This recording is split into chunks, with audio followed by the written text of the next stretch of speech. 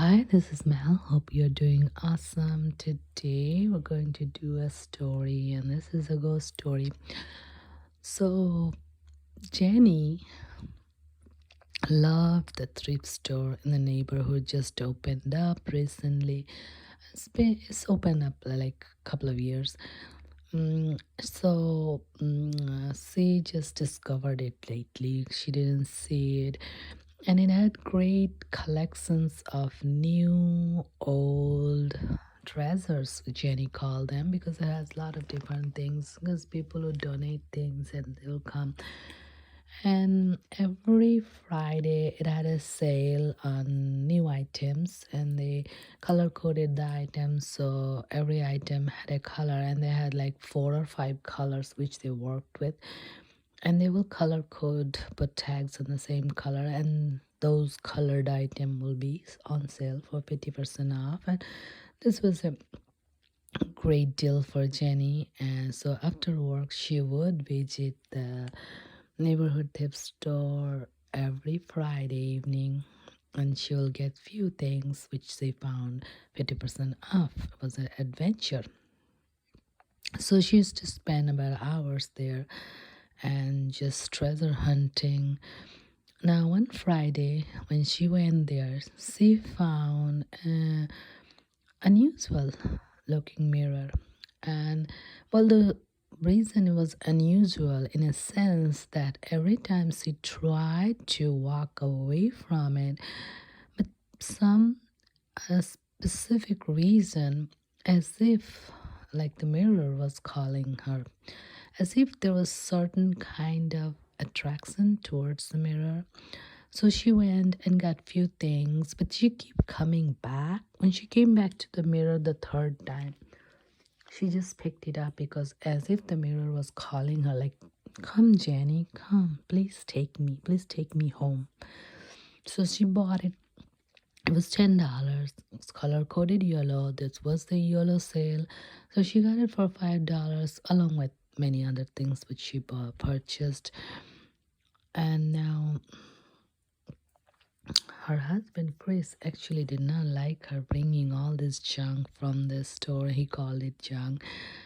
And Jenny used to think other people's dress is some other people's treasure, but her husband thought dress is a dress.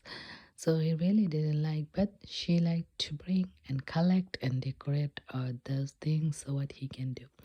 She brought the mirror home, and then she put it up and on her vanity table, where she just sat to relax, drink a cup of tea, write something, things like that. She worked in a school in the daytime. Now she was sort of like a tomboy.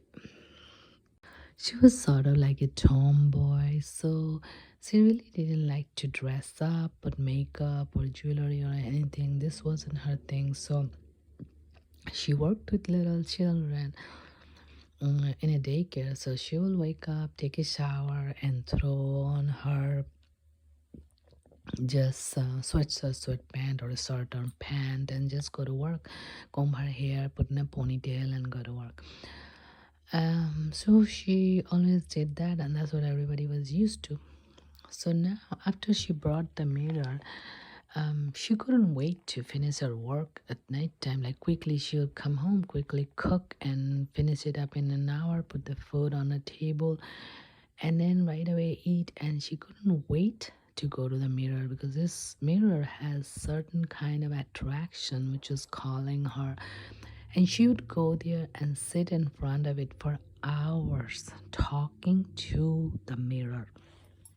And when she sat, and the mirror was so unique that she will look inside the mirror, and the mirror will show her face. Just usually if you look in the mirror, mirror will show your face, but this face has a serious attraction towards it, and this face liked to dress up, put jewelry, bangles, and makeup, which her husband Chris actually never saw her that side. So then sometimes it will become 10, 11, 12, and while she has to go to work early in the morning, She got up at 5 a.m. and then she left home before by 6:30 because 7 o'clock work started, and her work would finish 3 p.m. in the evening, and then she'll come home and cook and all that. So usually she used to go to bed like 9 or 10 maximum. So, but now till 12 o'clock she'll sit and she wouldn't get enough sleep. And morning she'll look horrible because she has to get up at 5. Her work starts around 6:30, 7 o'clock. Her work started 7 o'clock, but she had to leave home 6:30.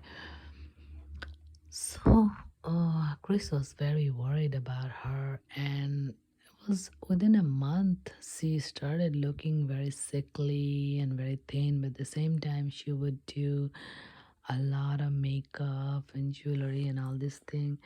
And then she was getting so late, like 12 o'clock, 1 o'clock, and she wasn't very interested in her work either, but she wanted. So she kept telling Chris that she wanted to do something different. She want to be a fashion model, do fast. And Chris was like, "Why? You already have a good job.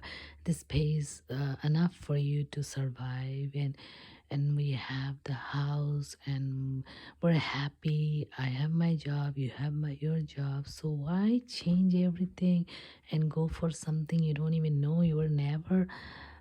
Like to dress up or put makeup or jewelry, or you don't even know what fashion is. You throw in a sweatshirt and a sweatpant and go to work. So can you even become a fashion model?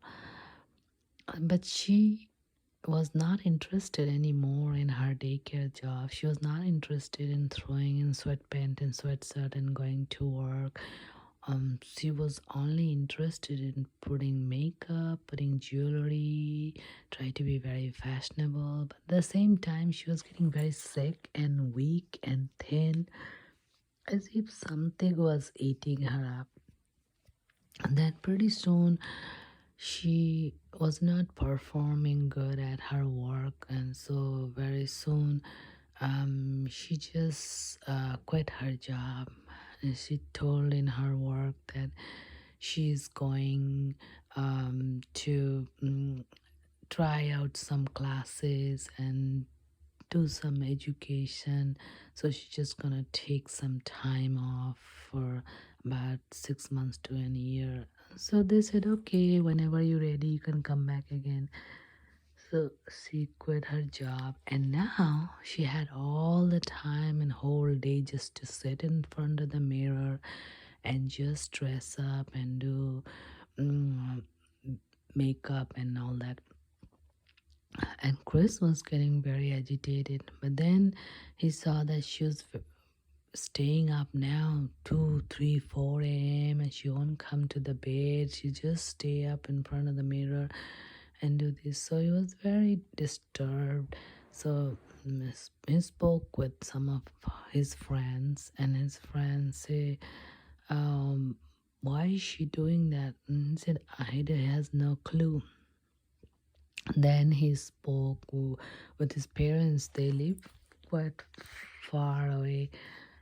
So they said that maybe she's going through a phase, but she was getting really sick. So one day, when Chris woke up at the middle of the night, he found that she was sitting in front of the mirror and she was talking. So he asked, who are you talking to? And she said, oh, I'm talking to the mirror. And I said, why are you talking to the mirror? That's your image. I said, oh, mirror can talk to mirror can talk to me, and we're best friend. So he thought this is really weird. He told his parents, and then she was getting very sick too. So then his parents told him to talk to. There was a priest. They talked to the priest. Maybe there's some kind of demonic entity in the mirror or something. So he didn't believe in these things, but he didn't have much of a choice. So um, he told Jenny, let's go, we're going to visit this person who might be able to help you because I think you're getting really sick and you look very thin and weak. So she went with him, and this person looked at her, and then he said, yes, seems like she's under some kind of demonic entity influence.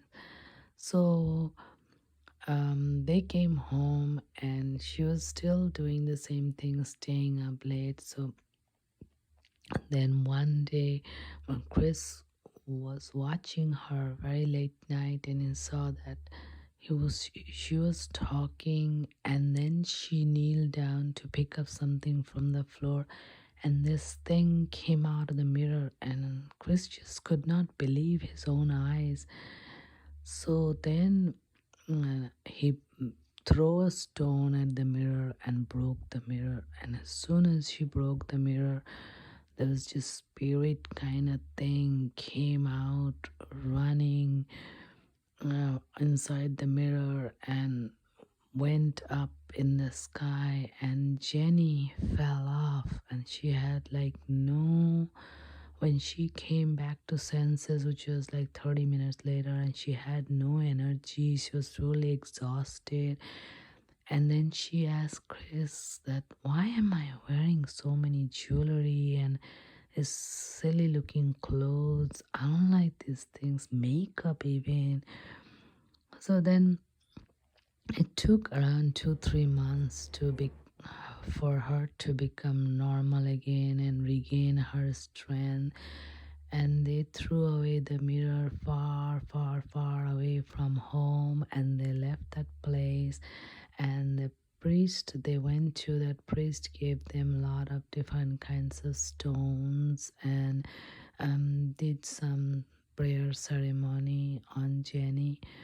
And since that day, she decided never ever to go to thrift store again and bring a bunch of junk in her home.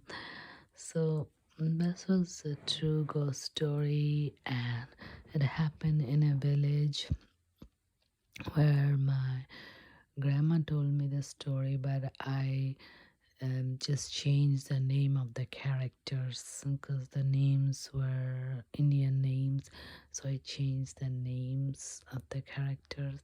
So this many times it happens like this. People pick up things, and these things are the spirits and souls, they attach themselves to things, people. So these things sometimes have attachment, and then people bring them home, and then they suffer, and they have no clue what they're suffering from. So when you do pick up things here and there, be mindful about that. So thank you so much. Don't forget to like, subscribe, comment, and share, and I'll see you with many, many more. Bye bye.